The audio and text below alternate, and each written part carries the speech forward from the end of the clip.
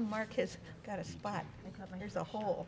Are you sitting there because you're in the penalty box? He is in timeout. You're isolated over there? No, I wasn't priority. And I can't see, I fog up. One layer of plexiglass is not enough for the man. No, not enough. Call to order the Planning and Zoning Commission meeting for Monday, April 12th. Roll call, please. Tony Gokenbach. Here. Mark Hydrich. Here. Mark Kleesner. Here. Mark Piontek. Here. Tom Holdmeyer. Here. Sandy Lucy. Here. John Borgman. Here. Chuck Watson. Samantha Wacker. Here. Carolyn Witt. Here. Sal Maniaci. Here. Please stand for a pledge of allegiance.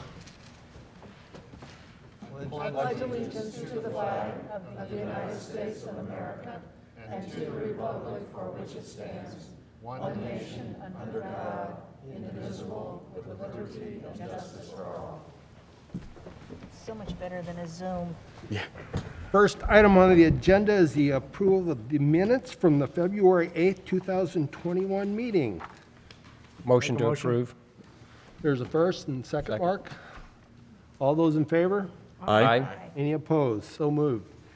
Moving on to item number 3, file number 21-401. Applicant is requesting approval for a rezoning from E03 multifamily to C3 Central Commercial District.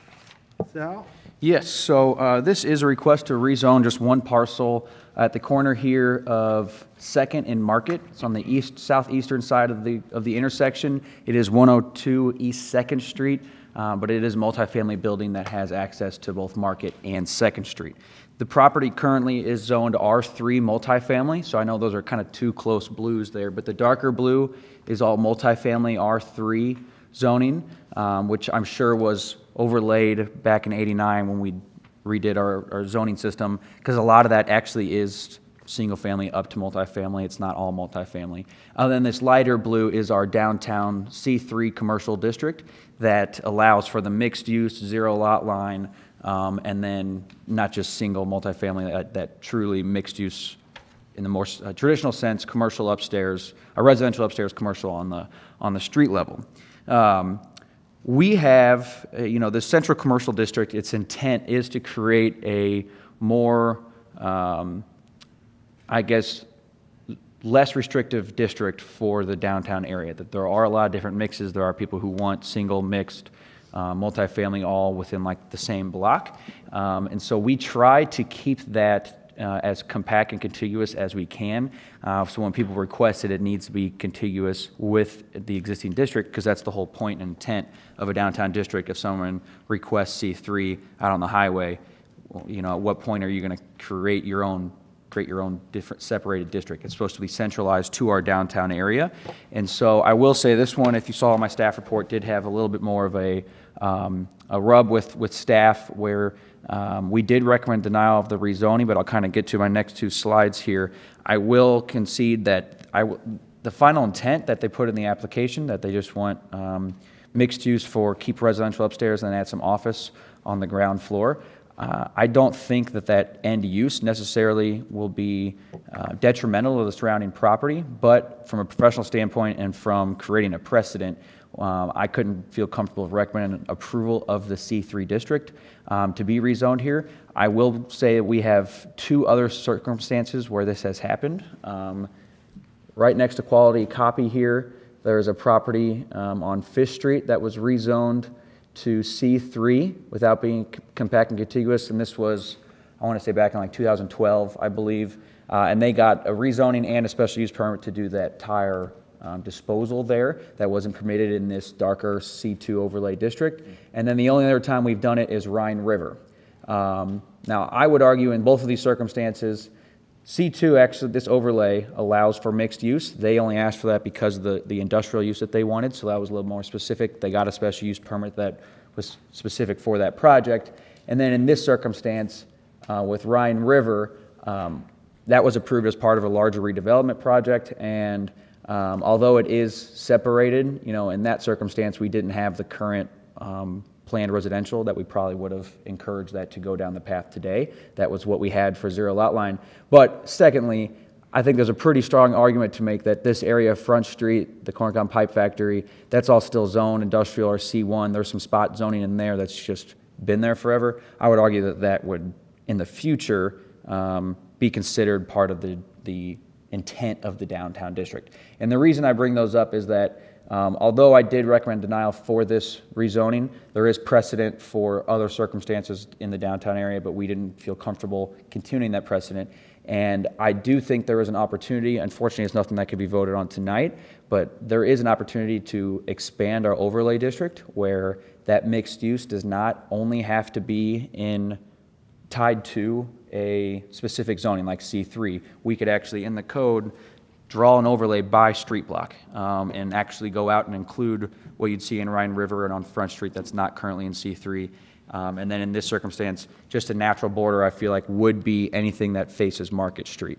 And I did put that in my staff report that is a possible alternative to, it wouldn't be anything you could vote on tonight, but we could get a draft next month if I'm directed by this board and council to then have a widened overlay district that could clean up some other issues we have where people would come in and ask for this zoning when it's catty corner or a half a block removed. I think it'd be kind of up to you all and council to decide if that end use in Market Street long-term is naturally going to progress into more of a mixed-use district. I think, you have on this side of Market, you already have C3 just one block up off Main Street. You just don't have it this far south.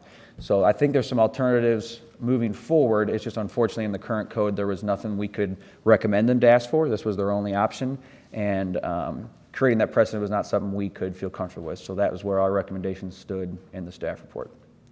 And I'll step back and answer any questions you guys have. What would we have to do that? Would they have to request that type of zoning? Or No. How does that work? So we can, just like any other code amendment, we could write, so we have a couple overlay districts now. We have the R2 overlay and the C2 overlay.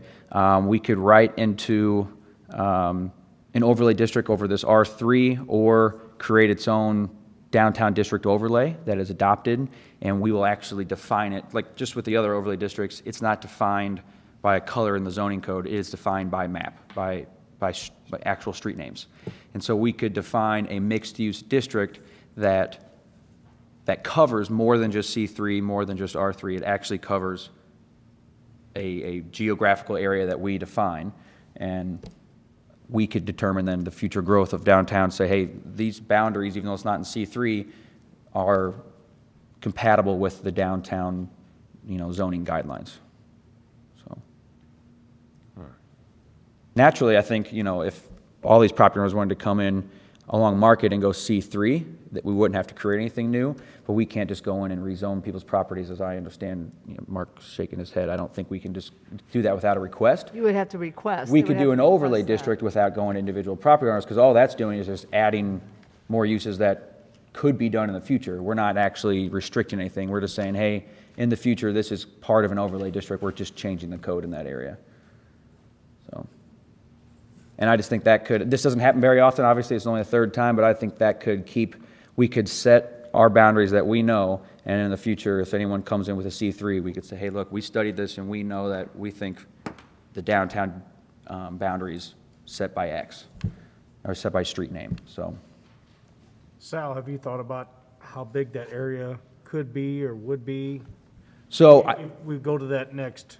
yeah, I think we would have to do a little bit more studying than what I would be willing to recommend tonight. I think you could have properties that touch Market, and then we already have the overlay district go along Fifth Street that kind of handles that. But the more problem areas, when you get past Cedar and down front, you wouldn't be able to do a perfect square 5x5 blocks, because you're going to have some areas, like I would argue, you're not going to want Second and Stafford here probably in that mixed use, because that's all 1 and 2 family right now. Mm-hmm. So I think that boundary south is actually fine, but maybe including some of the stuff on front.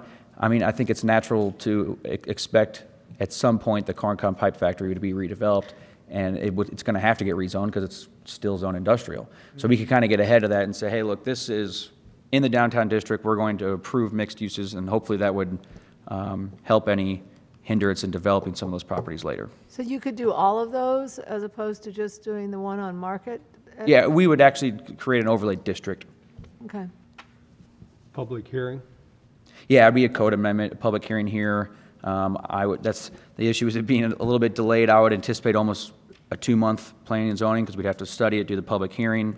I'm sure we'd tweak some of the boundaries in between that and then end up going to council. So it could take a little while, but I just wanted to throw out an alternative before we just said, hey, we're recommending denial. I wanted to give a little nuance here because I do understand that that intent and that end use may not be a terrible idea right there. I just don't think we currently have the code that I can feel comfortable with. Because if we recommend approval of this, what's to say just another half a block next month, this person asking for it, and then another half a block, and if you got to draw a line at some point.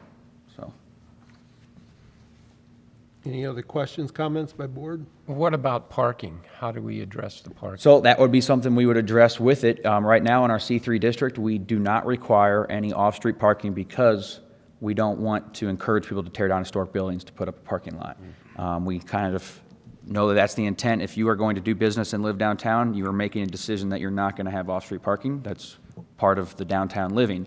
And I think us expanding those boundaries would be us saying this is now part of that downtown district and you do not have to have parking. That would be my recommendation. If you're going to allow mixed use and allow those 0 lot lines, whatever we wanted to include in that, I think you'd have to pretty much copy what C3 rules are. But yeah, that would be something we would have to weigh, at what point along Market, right here at this intersection, there's a lot of multifamily, but you just go down a block, there's some single family. So, it switches off very quickly from that downtown to more downtown adjacent. So we'd have to decide at what point you want to draw that line. Any other questions, comments? Is there anyone in the audience that would like to speak on this subject? Please introduce yourself. Hi, I'm Brian Bogue. This is Tanya Wade. We are the owners of that property, along with Marcus Wade. We did buy the property to do a pretty major renovation, and obviously that is, having commercial on the main floor is ideal for us. We do feel like it does fit in pretty well with the area. If you look up and down Market, there are other commercial properties on Market. We plan to keep the upper floor residential, do kind of a high-end apartment up there, and then hopefully do commercial on the main floor, just light office. We will be adding off-street parking. There is space for that, so in this situation that would help, so that the residential tenants can park off-street, and then you would just have the office employees parking on the street during the day. Anything you would like to add? I guess the only thing I would add is that it used to be a judge's house way back in the day, and the judge had his legal offices out of this home.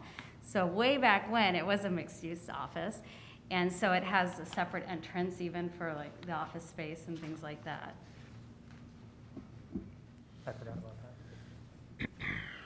Any questions, comments? Go ahead. So where would your off-street parking be? To the rear of the residence? Yes, to the. In that green south. space? Yes. Okay. Yeah, I would imagine, so it would be owner occupied. My business would actually occupy the downstairs, so it'd probably be about 6 to 8 employees total. And we would be eliminating, I guess, 3 apartments with that process. So you would be going from 4 apartments there now to 1 apartment and 1 business? That's right. Okay. Any other questions, comments? Is this the business you're proposing? Can you tell us a little bit more specifically about what kind of business will be at this location?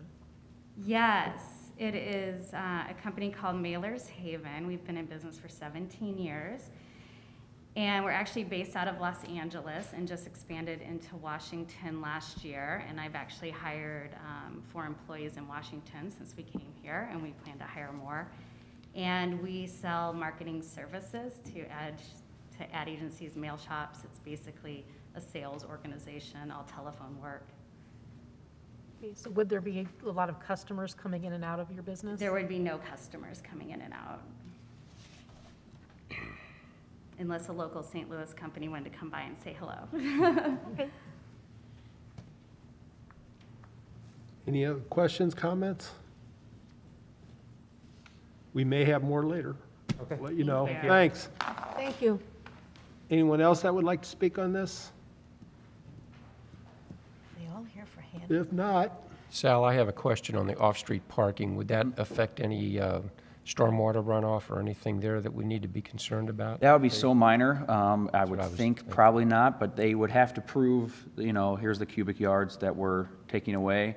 With something that small, I bet they could do a rain barrel at the gutter when you have to do anything underground. But, yeah, that would be part of when they get their street excavation permit for the parking lot, they would have to show our engineering office what that increase in runoff is. any other questions, comments by board? Go I ahead. have, I know in the past, we refused a zoning when it was to turn into C3, and it was not contingent, and it was, we felt that they were trying to use that zoning to achieve certain goals, and planning and zoning were very, we looked on, it was too far away, C3, it was not right, there were other options. I personally would feel very strongly about going to the overlay, because I think it's something we have to look, that the downtown area is really booming, and it's going to increase and enlarge, and Market already has a potential to be for growth. So I'm not comfortable, even though I think this is a terrific project, it's a wonderful building, it's a great idea, and it's wonderful. You already have a renter, so to speak, for moving a business in the lower level. But I think in the long term, it would be better to go with the overlay expansion rather than change to C3, because I know historically we're somewhat territorial about that. I mean, it's very important from a historic standpoint. And so that would allow the project to expand and go on, but it would not involve the C3. But that's just my voice. Any other comments, board members? Well, I think that on Market Street, that would be a good stopping point. Like, you could go there, because there's other things there already that would compare, but I think that'd be a good place to stop. Stop the overlay or stop, Yeah. yeah, okay. I mean, can the applicant come back up for a minute? I have a question.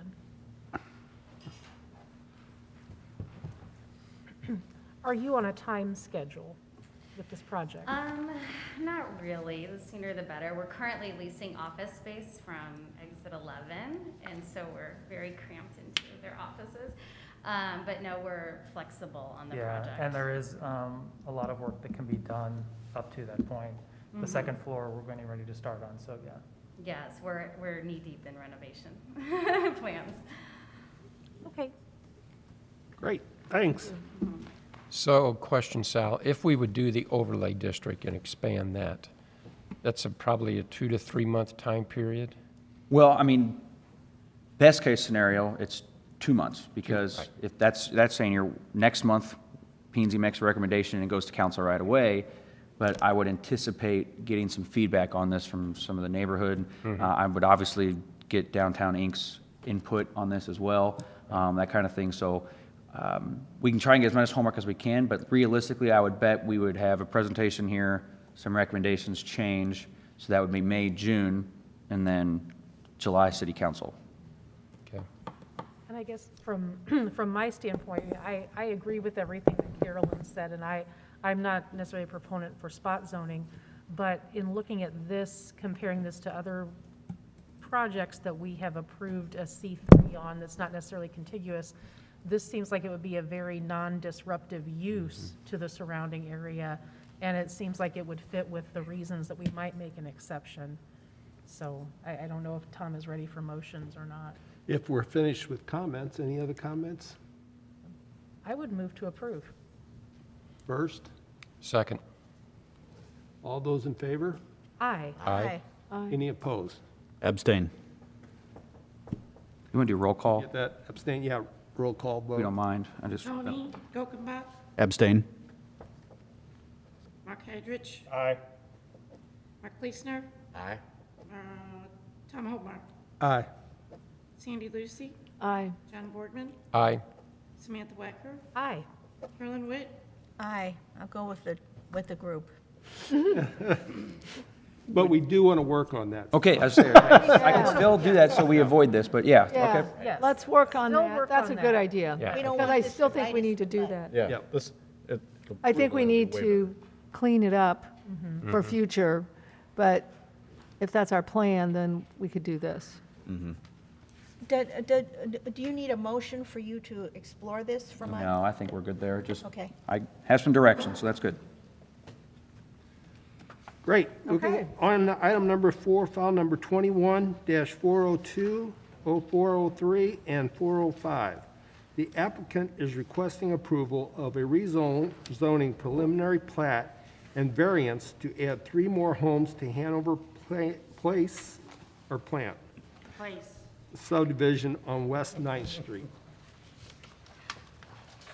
All right, this one is a little bit more complicated, and the only thing we'll have entertained motions on tonight is 402 and 403. It was easier for me to be able to explain this in one staff report because of the variance needed, and the Board of Adjustment was supposed to meet tomorrow. We had something come up timing-wise, and so we're trying to get an alternate in, but if we can't, we may have to move that. But a little background on this development, Hanover Place, was originally approved. It's located on West 9th Street, and Clay is just to the west here.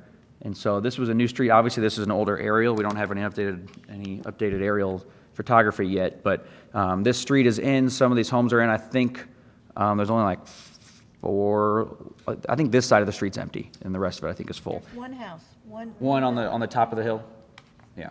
And so, back when this was proposed, they were interested, and still are interested, in doing the senior community district, that's senior housing, where, at that time, we had in our code a district that was 55 and up for senior housing, and it had more lax, development requirements. It had a 10-foot setback. It didn't have minimum lot sizes, which is why you see some different lot sizes here. And they did have to get some variances on the front property lines on this, I think back in 2012 when this went through. But the zoning was there for what they needed. The lot sizes they didn't need a variance on, and they were able to make it fit with the rest of that senior community district. In 2017, when we redid our zoning code, we got rid of that senior community district because it really wasn't our place to watch over these and say, hey, do you have anyone under 55 moving in? That really wasn't our intent. We just wanted to allow for that type of restricted housing, and in reality, developers can do that with their own plat requirements, their own indentures, and so we took that out as even a request. You can't even ask for that district anymore. It doesn't exist, only in the sense that if it was already approved, it exists on the zoning map, and then we refer back to its existing, or its plat that was approved at the time as a planned development. Now we have the planned residential that took its place. It doesn't actually say anything about senior living, or because they can, again, do it on their own, but we have a 1.5 acre requirement on that. You can't ask for it unless it's that size, then you have to get a separate variance for it from this board. And really, it seems silly to come in and ask for a planned district for just less than half an acre here. So the developers came to a site plan meeting and sat down with city staff, the fire department, water, engineering, everybody, and kind of laid out their plans to add 3 homes to this subdivision. And we looked at a couple different options of trying to rezone the whole block here to a new planned district. But they would have to not only take their old plans, but then update them to meet our new code, and then every single property owner would have to sign off on that as well, even though they wouldn't be any physically changing to their house. Anything that's already been sold would have to sign off on that. We then try to get creative with taking the lots that were left and saying that would be a planned residential, but even then you're making a very odd-shaped zoning on some lots that wouldn't need to be changed. And so from staff's recommendation to the developer, said really the best option is to ask for a rezoning of this piece to R1B, which is still single-family residential, because their proposed lots, the three that they're adding, are over 7,500, are over 6,000 square feet. So no problem there. We said, okay, do that zoning, and then ask for a plat, a three-lot subdivision plat to be approved with it, to add those lots. And then the reason for the variance was they are matching the development style that they have already on Hanover Way, but that has an 18-foot front setback and a 15, or I don't know if I can zoom in on there, 18 in the front and 15 in the rear.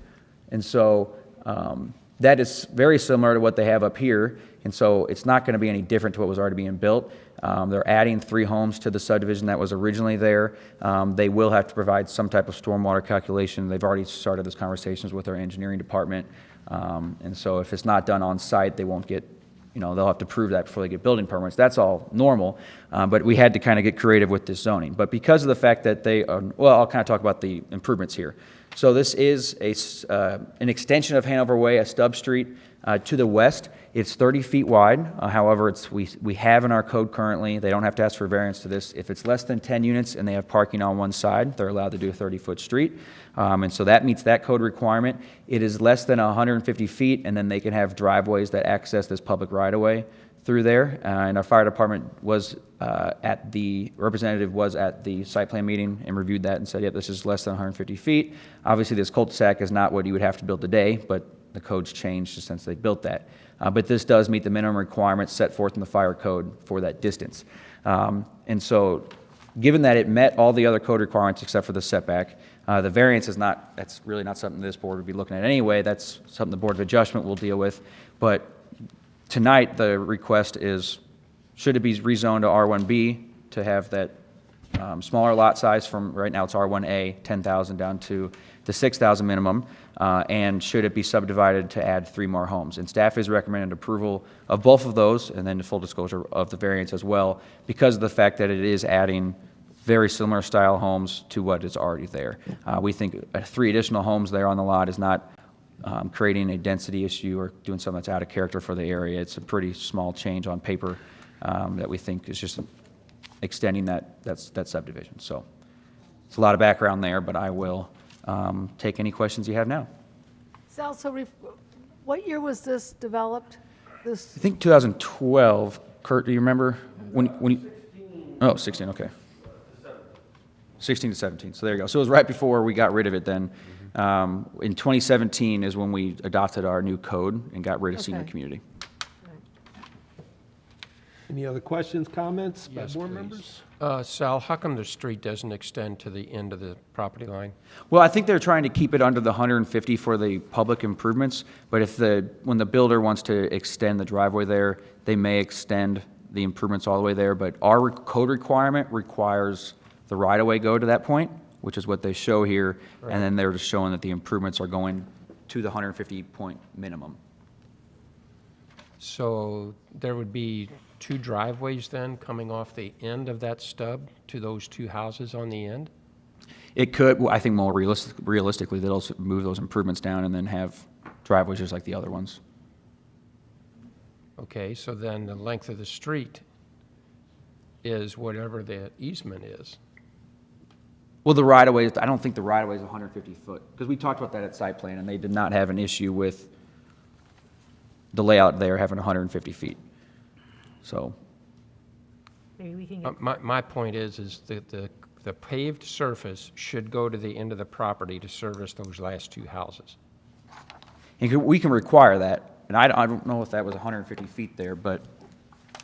Just because if they have an incident there at one of those houses, whether it's EMS or whatever, if we don't have hard pavement there, it doesn't get plowed, it doesn't have snow removal, it's a private driveway, and your access is restrained. Yeah, and the applicant may be able to verify what their plan is there. Okay. I think they did, at site plan, we talked about the driveways coming off of that stub. So, but we can ask him that. So.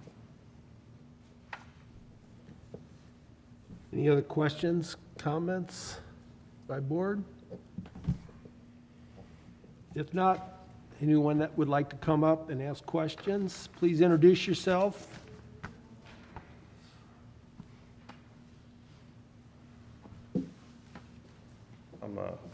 Kurt Understall. I'm the one who's proposing to do this addition to the subdivision.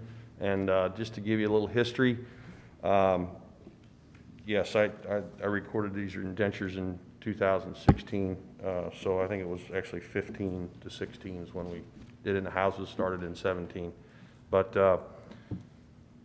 first of all, we did come in and appreciate Sal. We had a long meeting trying to figure out how to do this since the city eliminated the senior housing district. I was kind of left with nothing to do here. We looked at an R4, we looked at adding the lots back in and redoing the whole development. And what we came up with is R1B. A couple things I want to point out. First of all, we're only adding 2 additional homes, not 3. We're adding 3 in the back, but we eliminated the original plat, there you go, lot 5. So we're actually only adding 2 villas to the development. And in the square footage of that is basically a half acre, which you take 43,560, divide that by 2, puts you at about 21,000 square feet and some change. When you divide that in half, you're even actually less dense than an R1A zoning. So when you look at the 30,000 foot view of what we're doing, we're actually less dense by adding more land to the current development and putting those homes. And the reason we're liking this is that land that butts to the back there, butts to the KC's, and butts to a current R2 zoning district, which is more dense and got more, less green space. So we feel like this opens it up for the current residents. They all, in fact, I met with them, and I think some of them are in the audience tonight. They like the idea of having it open down there. They obviously had some concerns about stormwater runoff, and I said that'll be fully engineered. The street works better, the lots lay better. So we just feel it's a better use of the land. And it's a situation where, again, Fran's land, Fran Campstrader is the owner of the land who's gonna keep the R1. It's a long, slender lot. You could redevelop it into several single families, you know, could be a tear down some of the day. So as far as it being built on, it's going to be built on, or potentially could be built on, but it really would force her to have to tear her house down and get something built on that. So we feel like tying it to the development. We also are going to deed restrict it in the restrictions. So we no longer have the ability to do that through the city, but we will continue to add the restrictions to this property. The folks in Hanover requested that it be added to their development so that the 55 and up rule still applies to the restriction code. So I'll be here if you got any questions or things, but. Can you speak to the stub extension? Yeah, John, what we did is we looked at that several ways. That actually, I don't even think it's only like 103 feet long or something like that. We could build it. The full right-of-way is 170, which misses it by 20 feet. Right. Basically, we said we can get fire trucks in. I forget who it was, Mr. Holtmeyer, I believe. Yeah, he was there. Said, get me up to a point where I can bring hoses in both directions and I'm good with it. So that's why we stopped the street where it's at. You know, it's really, whether it's driveway or it's city street, it's just less street that the city has to maintain, if you will. Right. These folks all have private snow removal for all their homes, so I don't see that as a concern. They're going to have that driveways kept clear, but it really got down to Mr. Holtmeyer looking at it going, make it long enough that I can get my hoses drug out and fight the fire. So that's what we did. I understand that. My concern is, and you mentioned it, was the snow plowing on a dead-end street. Where are they going to push that snow? Well, like I said, we can make sure that that doesn't happen and it gets blocked off, that they understand that's got to be kept clear. So, well, I think that was part of the conversation where if you leave some unimproved space at the back there, since there isn't a turnaround required, that's where they could push some of the snow in between the property line. Right. So there would be gravel driveways or paved? No, they'll all be concrete. Yeah, it'll have when that gets built, even though that doesn't show that, you really won't see what's city street and what's not city street. So there'll be it's all going to be a driveways? 6-inch driveway thickness. Okay. So it's a. Okay. You know what I'm saying? This is where the city starts and this is where private takes over. It's all going to be paved then? Correct. All be concrete Okay. street. Correct. Mm-hmm. It doesn't show that on there, that's why I was asking. I'm just showing what the city improvements are. Yeah, I think that was maybe honestly, the conversation was the less maintenance, the better, kind of in jest, and I think maybe they just drew right to the property line to show less concrete, but. Okay. And we'll make sure, because when they go to the final plat, we'll have to do the full construction plans where they got cross sections and cubic feet and all that, so we will verify with the fire department that they have adequate access, not more than 150 feet, but it's still improved surface. So. Okay. And one final comment, the builder will build the same style home. It'll be a villa, not a duplex, so it'll have green space all around each unit.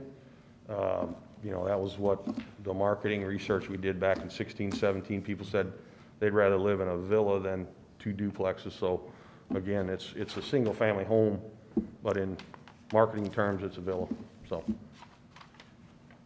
Any other questions, comments? Thanks. All right, thank you. Anyone else that would like to speak, please feel free to come up.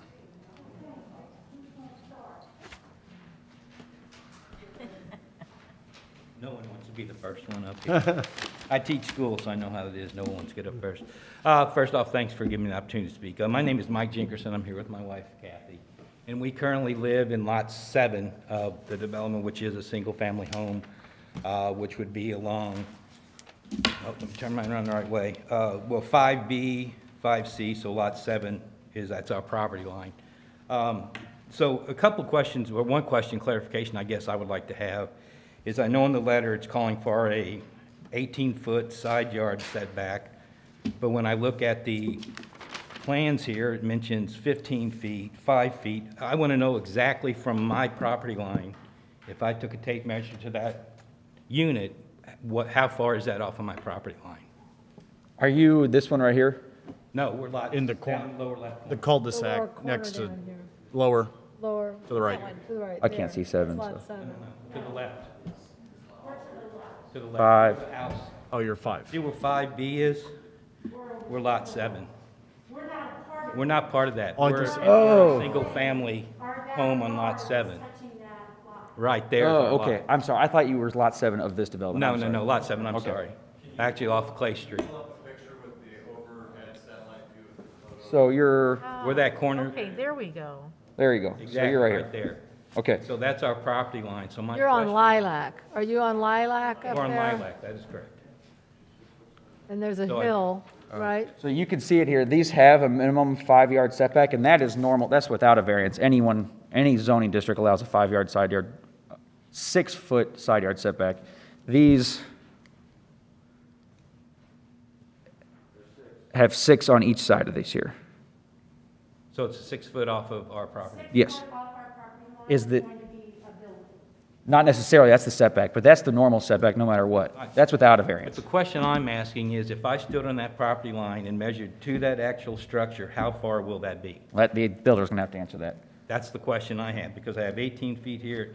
You know, I'm not, There's a discrepancy in your letter and the. well, I don't deal with setbacks and I want to know exact from the property line to that building, those two, 5B and 5C, how far is that? Because they're obviously, according to the drawing, they're different. How far is that? Yeah, so the letter was referring to the setbacks off of this road.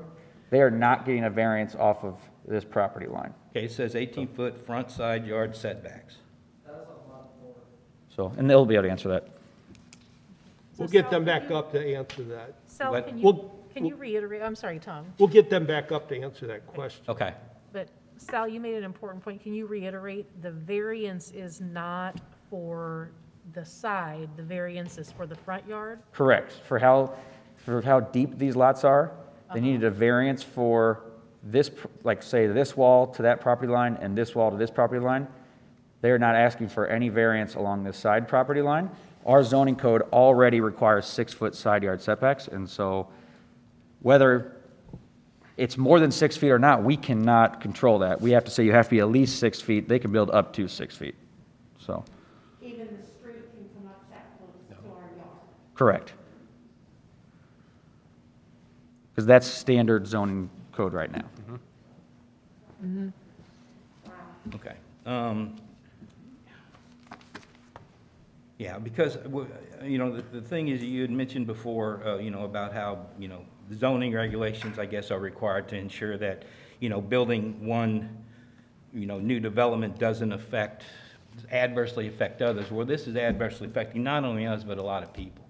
You know, when we attended the first meeting for the first phase of this development, we were told, you know, we brought up the question, well, what about now? You know, we bought homes that overlook this nice green space, a field.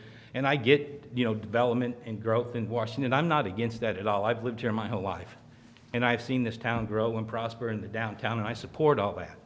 But I also have an issue when it starts to affect my property and my property value, because right now I can guarantee you that if someone came into our home and looked out over our backyard and saw, you know, right now there's a nice green space. It's nice. You sit on our deck and you don't see it. These go in, they come in, and all of a sudden we're those subdivisions that are back to back. You know, it's going to affect the value, the property value of our home. And I'm not against the economic development, I'm for it, but, you know, we were told when this first development went in that we brought that question up about seeing these new developments as it was. And we were told, oh no, that we're going to put in some green space and some trees so you won't see it and buffer that. Well, that never happened, and now suddenly we're having houses basically right on our property line in our backyard. So, you know, I'd hope that would be a consideration. I know it's not just us. You know, there's our neighbors, there's the people behind us. You know, so it's just really kind of, you know, disheartening to us to see this happening, so. Okay. Anything? Thank you. Thank you. Thank you. Anyone else?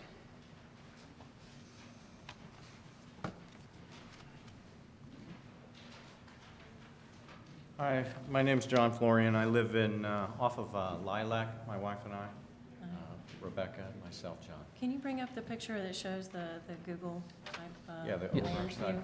So we're in the house, just, if you got the laser pointer, just up right there. That one? Yeah, that's for Lilac Lane. So this is in our backyard. So basically what it seems like we're talking about, originally when this went in, the discussion was for a variance.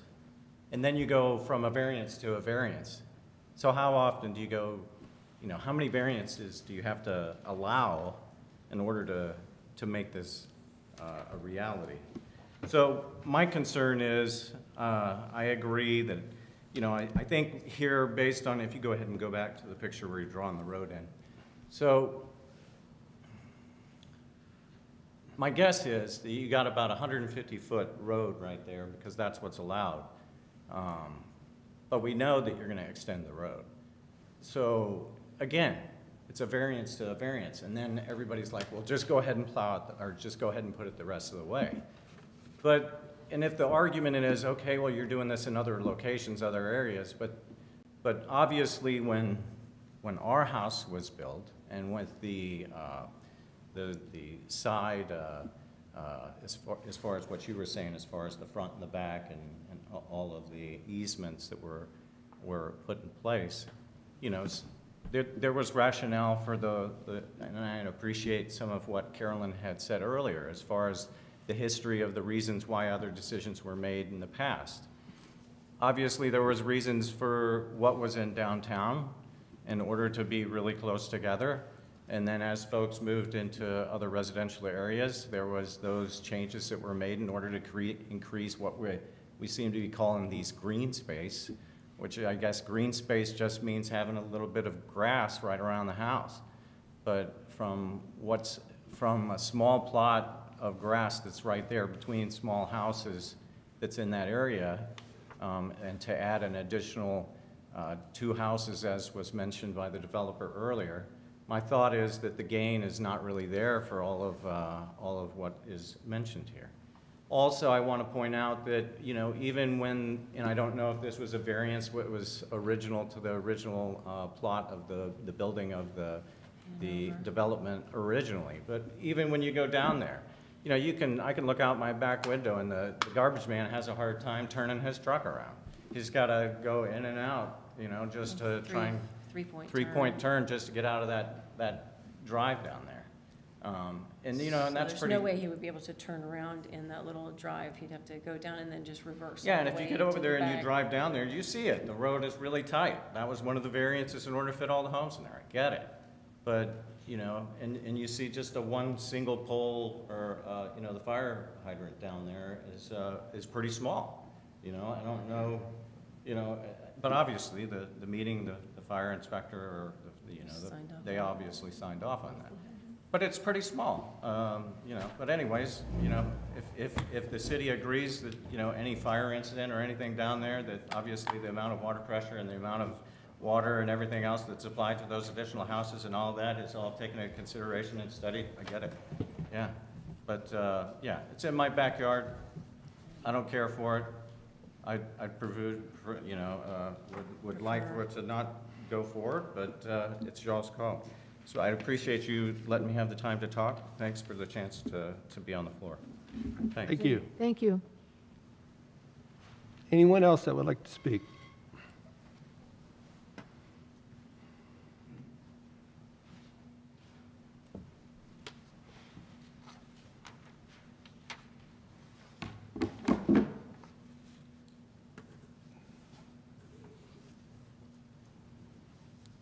My name's Bob Ruth. My wife is here also, Dolores Ruth. We live in Apple Blossom Lane. We're on Lot 4, I believe.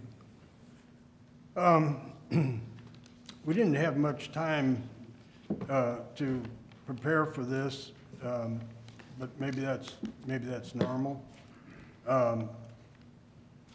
We also didn't oppose the original development, even though we thought it was shoehorning 12 individual, pardon me, 12 individual residents in a very small spot. We have 2 acres, and we also have 12 units, but they're duplexes, so it didn't take up as much space in between each one and so on. So we have a 50-foot wide street, and we have 25-foot setbacks, and it's much better than when you go down Hanover. The houses are so close to the street, and the street is 40-foot wide. But like I said, we didn't oppose it. But this is shoehorning even more. And today's society, if you watch the news, you know, it's very explosive, to say the least. People are about ready to explode in some cases. And this is just general speaking right now, but please, when you do your planning and so on, for God's sake, please don't go any smaller than this.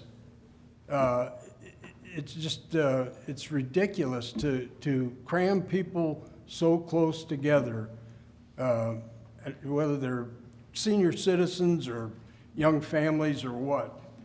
But I have a couple of questions. I don't understand setbacks very well. I'd like to ask for someone to explain this on the setback. We have 25 feet, and then we also have, this is in the front, we also have 15 feet utility easement. So our front of our buildings are 40 feet from the street, 50-foot wide street. What is in Hanover, on Hanover Way, what is the distance from the curb to the face of the buildings? I couldn't tell you exactly because they don't all have to be exactly the same. They just have to meet a minimum setback, and the minimum front yard setback is 10 feet. Wow, 10 feet from the street? But 18 on the other one is, but the minimum was 10, the variance I was granted, but they were built 18 foot back. They're allowed to go anywhere in between that, so they're saying they have 18 foot on there. So it could be as close as 10 feet? Is that? On the original one, they're asking for 18 on this one, 18 feet. I understand that. Man. Don't have your kids playing in the front yard. Or the street. What's that? Or the street. No. Yeah. I know kids. If I drove down this proposed street and couldn't turn around, backed out into the turnaround, would that be against the law? I mean, you know, probably policemen wouldn't be anywhere near and wouldn't see it, but would that be against the law? No. No? No. You have two lawyers saying no. Okay, so if I go on Apple Blossom Lane and back out onto Clay, that's permissible? Yes. Wow. I don't know of any community or anybody that has a law against that. Okay. I just, you know, I'm 80 years old, so back when I grew up, I think that was against the law in St. Louis. But anyway, never. These new houses here, I understand they will be under the Hanover Place HOA. Does anyone know, does that have a restriction where you can't rent those those houses out? The developer is shaking yes. What's The that? developer says yes. Okay, so there is a restriction to that. That's good. And it would be enforced by the HOA. Correct, yeah, we're not allowed to enforce those. I understand, thank you.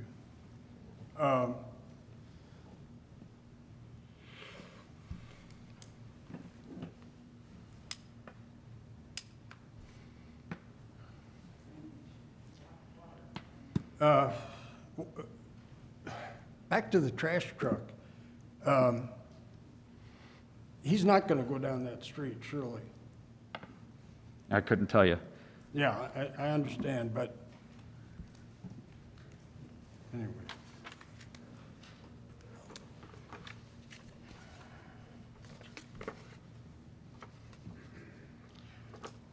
Okay, back on the setback for a moment. In the rear, there's a 10-foot setback, and there's also a 10-foot utility easement. Now, so does that mean that the house has to be 20 feet from the property line? No, those are overlapping. That's what I figured. So, in other words, if I walk out my backyard, I've got 10 feet before I hit something. The property line, yeah. From your property line. Yeah. Wow. Folks, we've got 25 feet and it looks like nothing, and we back up to the KC Hall, thank God. So we have the green space up towards that end, but 10 feet is just absolutely ridiculous. I moved out here from a house in Maryland Heights that had 12 feet from between the two houses. And when I came out here, I thought this was heaven. And I had to go back to the house a couple of months later, and I felt closed in. And I guess I've gotten used to, and we'll all adapt, but are we adapting when you hear the news? Are we adapting? I don't think so. I have petition here with 24 names on it. It has everyone on Apple Blossom Lane, with the exception of one that we weren't able to contact. It has 5 of the 6 houses on Lilac Lane. One of them is, I believe, vacant at the moment, so we weren't able to get them. I went down on Hanover Place and expected, we went down there, expected to get some signatures on there. And we only were able to contact 3 people. They all opposed this, but they wouldn't sign the petition. And I found out on the last one why. Because they'd had a meeting, I think it was the same night that we had our board meeting, and they all agreed not to oppose this. I don't know what the incentive was, but there must have been some incentive. Thank you. Sal, will we take the petition? Oh, yeah. Here, you want to give it to Gina? She can put it in the file. You can hand that petition over there. Your petition? Right here. Yep. I need to get a copy. Sure.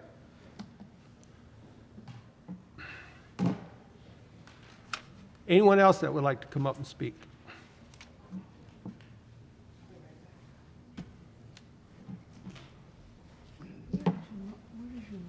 My name is Robert Stevens. We live on 1312 Apple Blossom, and we moved there about 15 months ago. And one of the reasons we selected it was because of the location and the very nice locale and all the amenities that were there. And we really have enjoyed it. But what we're really seeing here is a variance on a variance. And really, it seems it's an awful lot to put in to that kind of area. And what we're really saying is, how many variances are really a variance? Or are we just changing everything for change's sake to let this go through? We have not much property line between where that property ends and where those buildings begin. It's not more than 15 feet. And there's a big hill that you're going to have to excavate, and all that'll be gone, all the green space will be gone. I guess I would just ask that, you know, somebody consider that. What we're looking at is a major change in both for Lilac as well as for Apple Blossom, which is adversely going to affect the home values, and which is really going to, in fact, affect really the living on both streets. And really, for 2 houses, I think that that is a lot. So we just ask that you would consider that, and you're looking at this, because it means a lot to the 25 people that live on those 2 streets, that this be considered as a really an encumbrance on our properties and the way of life we've been able to have. Thank you. Thanks. Thank you. Anyone else that would like to speak?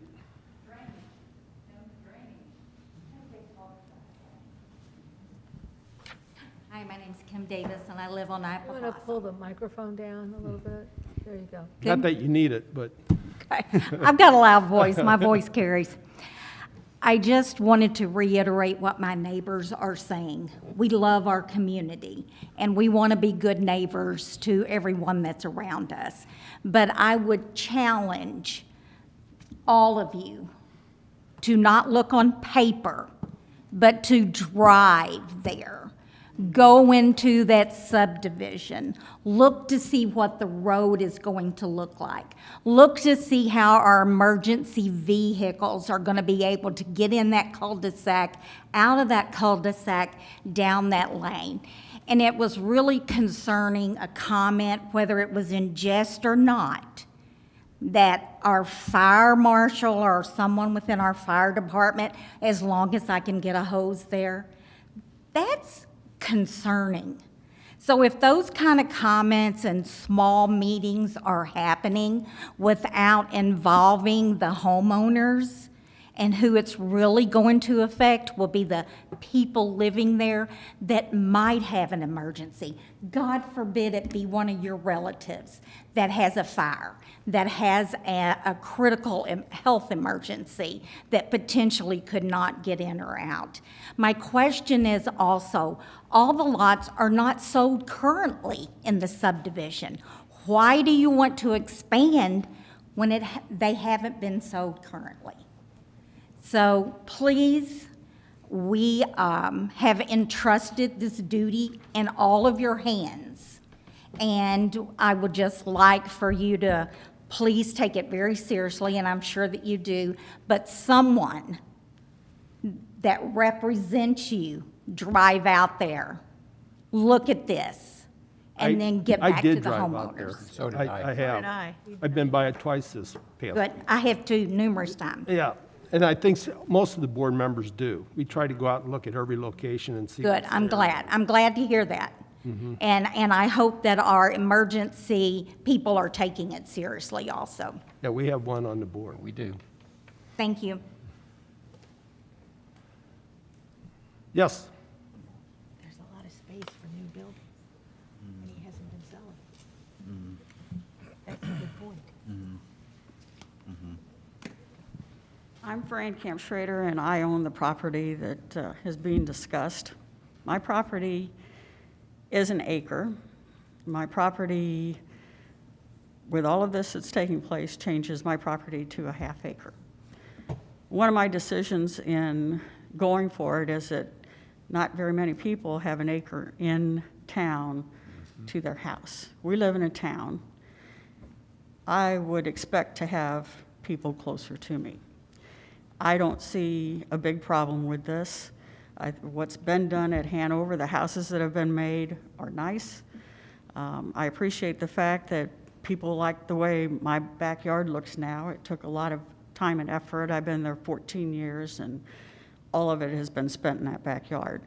But, you know, things change. And again, my main point is that most people don't have an acre in town with their house. So I don't see this as being anything out of the ordinary. And I guess that's all I've really got to say about it. Thank you. Thank you. Thank you. Anyone else that would like to speak?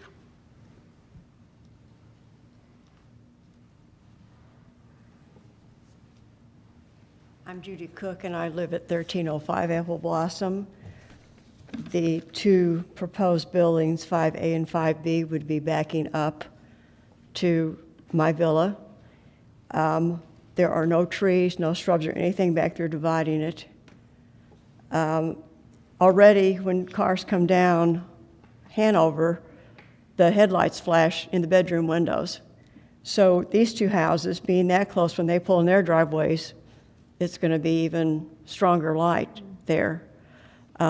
So that's one of the reasons that I oppose it. One of the other things is that, like the others, I moved there because it was a very close and comfortable and quiet neighborhood, and we have good neighbors all around us, and we really would like to keep it that way and hope that you'll take that in consideration. Thank you. Thanks. Thank you. I have a question. If Ms. Camp Schrader sold the property, what is the zoning and what could they put on that other than this? I mean, the idea that if this doesn't go through, she sold the property, what could go on that existing property? So it's currently R1A. It's still single-family residential. It's got a 10,000 square foot minimum. So it could have upwards of three homes there. Access would be the issue. It'd have to come towards Hanover, or they would have to tear down the existing home. Well, that's probably, I'm not, proposing that, but the idea that her neighbor, there was a house and a barn there that is where this Hanover place is now, was a similar lot. So if it was completely empty, like I tore down the existing home, it's 43,000 square feet, you could do 4 homes. Okay. I just wondered, because that's something to take into consideration.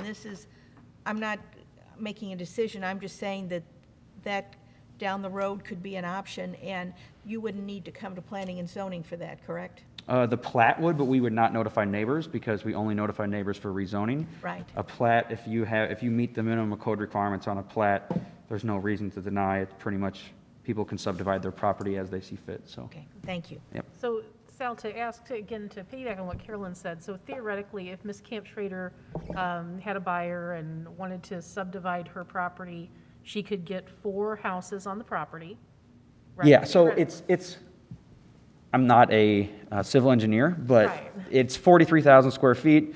It's a 10,000 square foot minimum. So you'd have some right-of-way issues, but I mean, you could get creative with a planned district or something like that if you bought neighboring properties. So strictly by the land size, you could do 4 homes in the current zoning. Okay, and then it wouldn't necessarily have the restrictions that would be in Hanover Place in terms of the age restrictions, the no renter restrictions, things of that nature that are there existing in Hanover. That's completely up to the developer to add those, so. Anyone else that would like to speak? Kurt, do you want to come back up?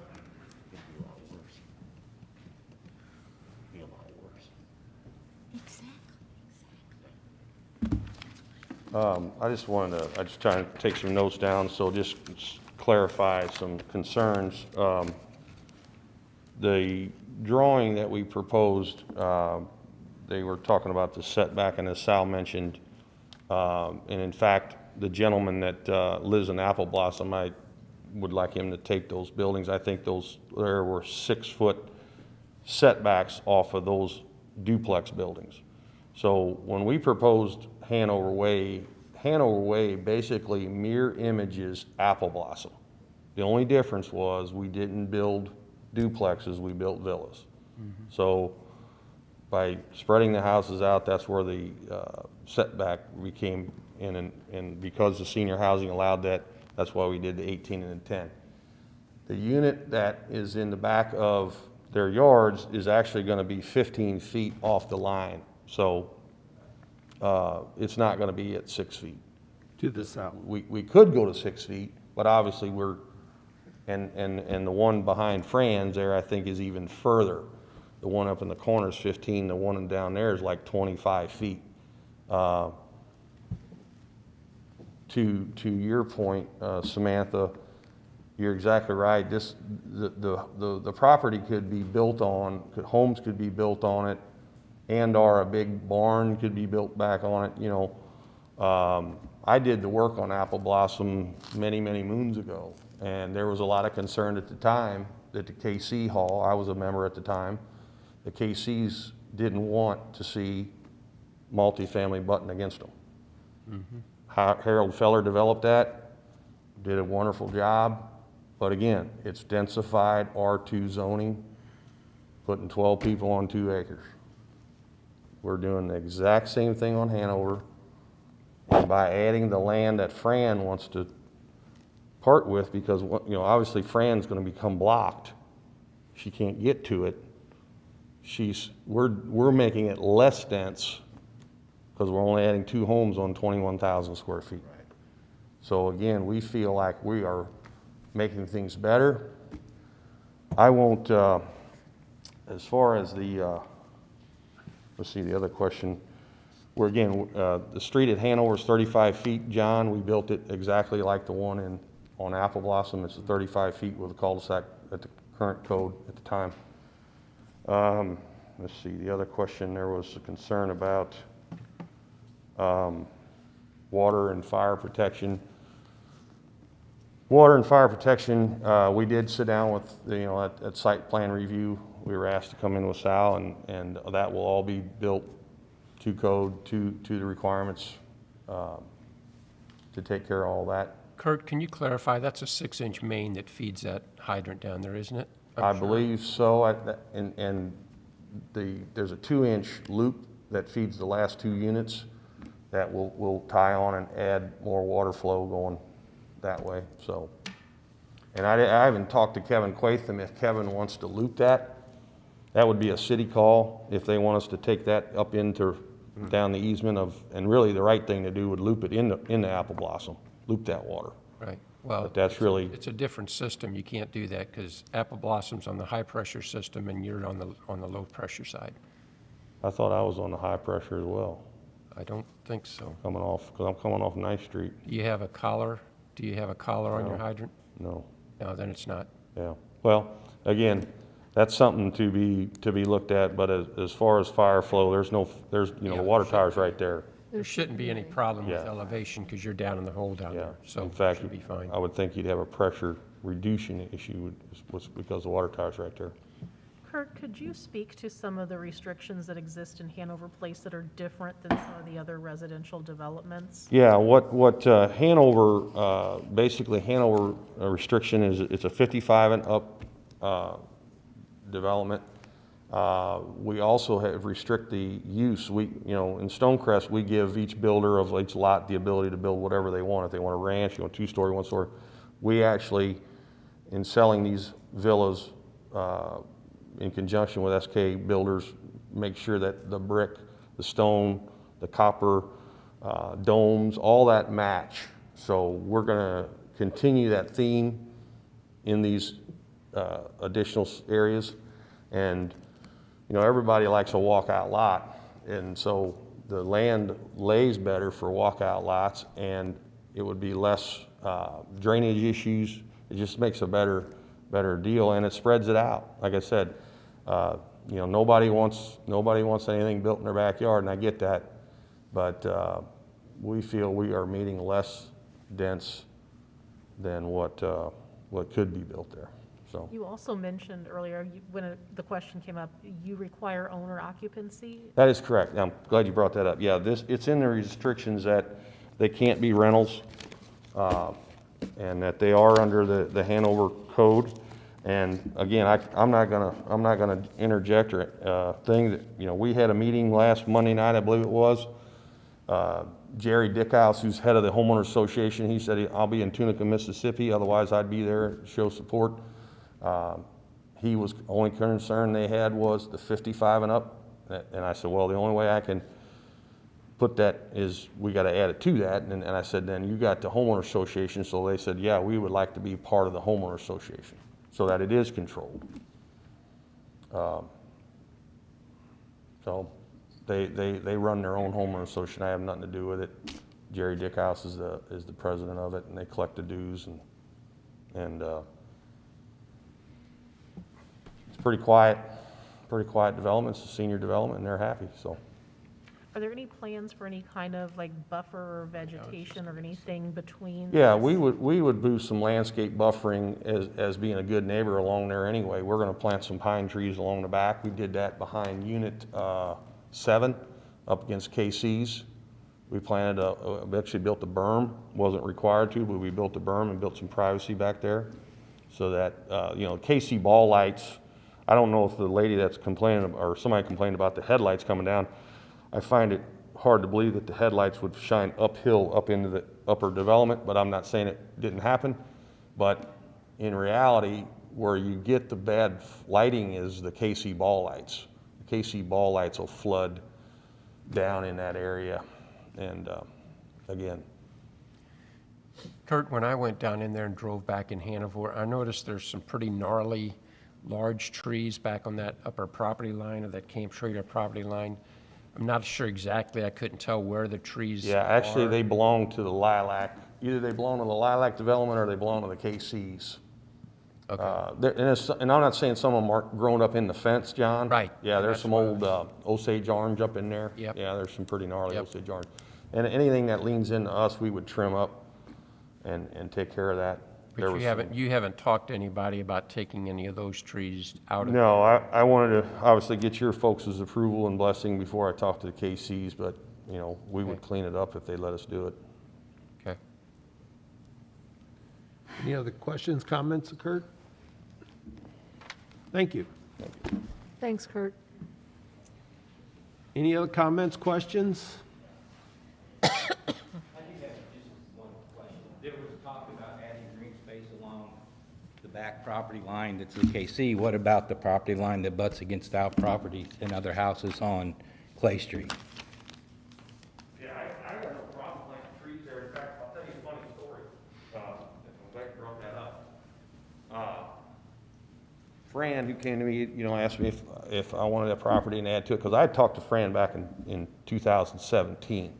And at that time, she wasn't sure she wanted to sell it. And again, Fran's here to ask her any question, but hopefully I'm not breaking our trust agreement.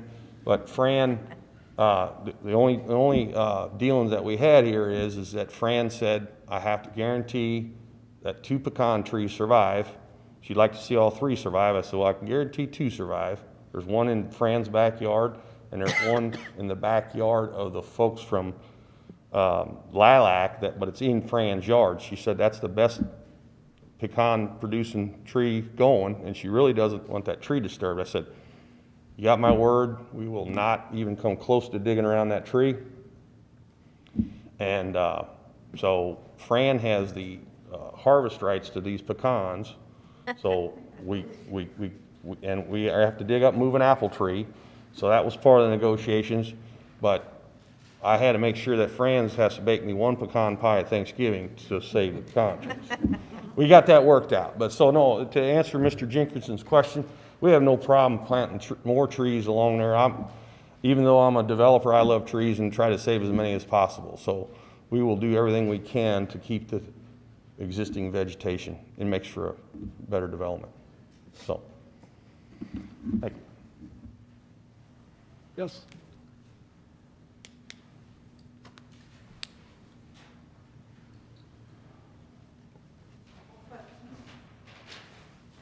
Okay, I keep hearing him say that there's only 2 extra lots. Is that what I'm hearing? Correct. Well, Ma'am, what lot? ma'am, I'm up here. Where are you? That's okay. Could you say your name for us? Minion Hale, and I live on Apple Blossom. Okay, thank you. Okay, I see lot 5A, 5B, 5C, and 6. So which one is not going to be built? So they're all going to be there. I know, and that was my confusion earlier too. There was already 5, 6, and 7. They're adding 5B and C. 5, B, and C. Okay. The other ones were there and they just rearranged it. Correct. All right. What's the difference when you're looking at 5C? Why does it look different than the others? It almost looks like a duplex. It may have a different building layout, but no, it has to be single family. It can't be a duplex. Can't be, it has to be a single family. Correct. Okay, next thing. When they build all these, that's going to go down. There's a big drainage area down there, water drainage area down there.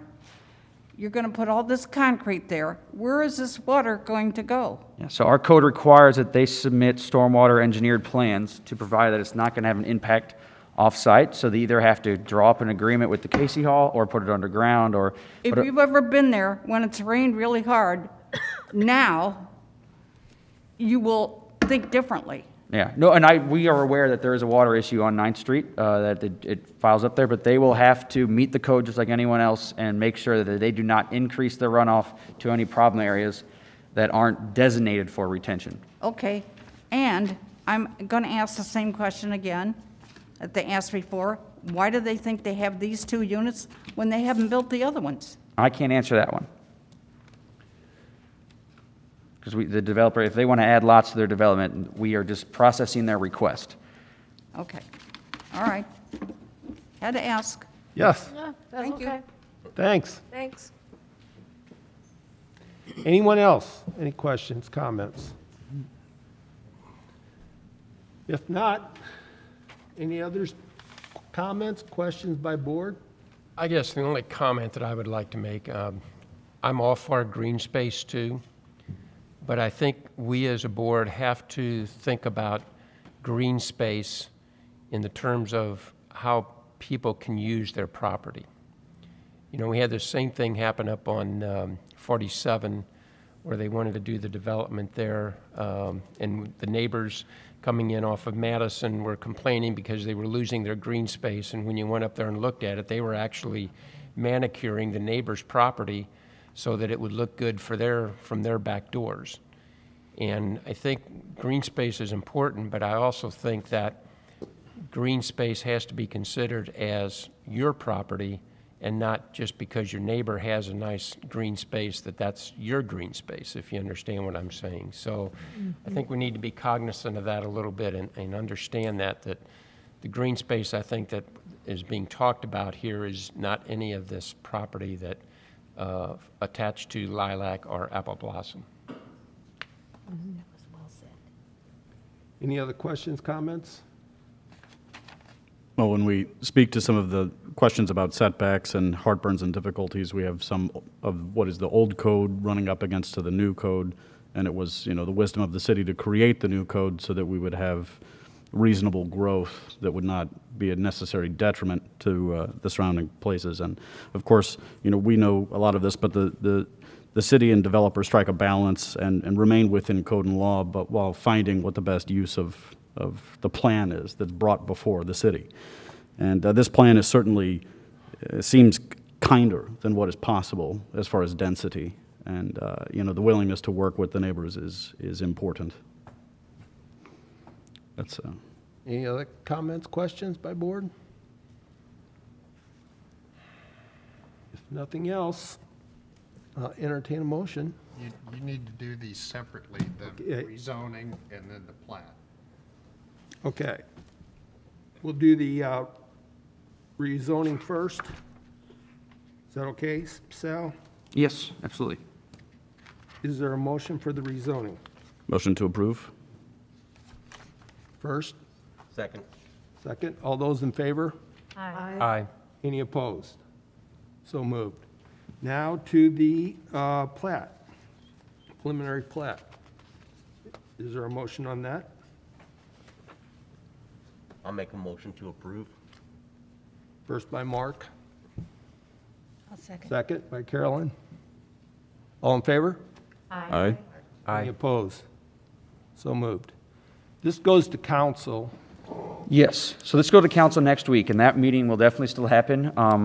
When we sent the letter, we had all 3 meetings planned out, and so there was supposed to be a meeting tomorrow, and I just wanted to get this out before everyone left. For the Board of Adjustment, we were trying to get them all done in 1 week. Unfortunately, we had someone get sick today, and then another thing came up, and it's only a 5-person board, so we will no longer have a quorum tomorrow. And with a 5-person board, I don't have an alternate to get on there. So my apologies. What we will do is we will still have this go to council. The meetings will just be in a different order now, and we will send out a new letter for the new Board of Adjustment date.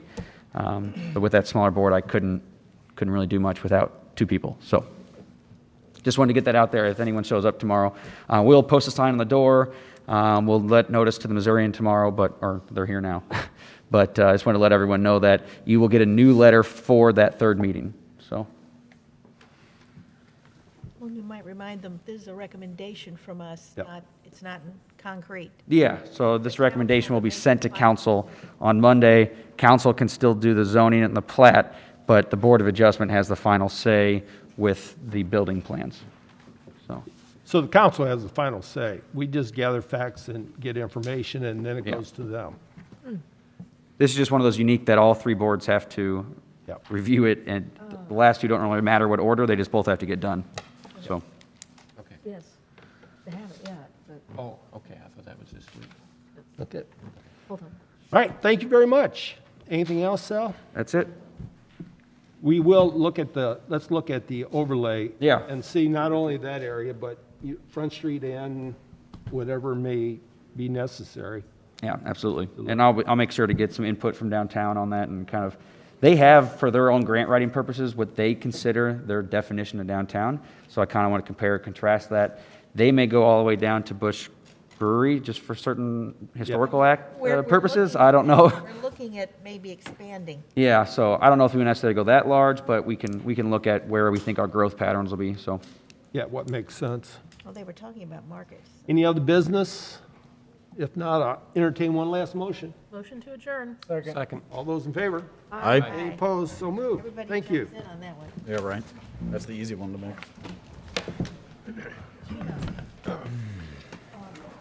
John, I'm grateful my house back in the fight. Sherry contacted you. I specifically picked that lot. Yeah.